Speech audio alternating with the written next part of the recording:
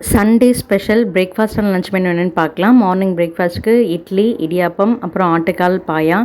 இந்த ஆட்டுக்கால் பாயா வந்து பார்த்திங்கன்னா நல்லா வெங்காயம், தக்காளி, இஞ்சி பூண்டுலாம் வதக்கி அரைச்சி ஊற்றி குழம்பு வைக்கிறது.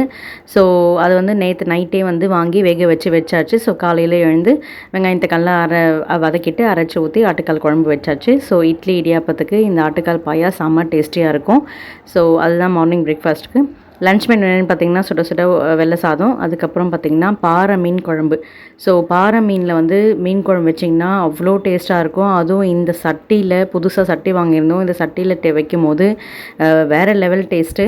அதில் வந்து கிளிமூக்கு மாங்காய் அங்கங்கே ஒன்று ஒன்று அரிஞ்சு போட்டு நல்லா மீன் குழம்பு நல்லா டேஸ்டியாக நல்லா பதமாக கொதிக்க வச்சு இறக்கும் போது செம சூப்பராக இருக்கும். நெக்ஸ்ட்டு வந்து பார்த்திங்கன்னா சொரா மீன் வாங்கி வேக வச்சு அதை அவிச்சு தோல் மேலே இருக்க தோல்லாம் எடுத்துட்டு புட்டு மாதிரி வந்து பண்ணியிருக்கோம். வெங்காயம், பச்சை மிளகா, நிறைய பூண்டுலாம் போட்டு சூப்பரான புட்டு. நெக்ஸ்ட்டு வந்து நண்டு மசாலா.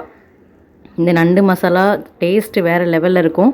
இந்த ரெசிபீஸ் எல்லாமே என்னோடய சேனலில் இருக்கும். ஜோஸ் சமையல் அப்படின்னு நீங்கள் செக் பண்ணிங்கனாலே தெரியும். வீடியோ பிடிச்சிருந்தா லைக் பண்ணுங்கள்.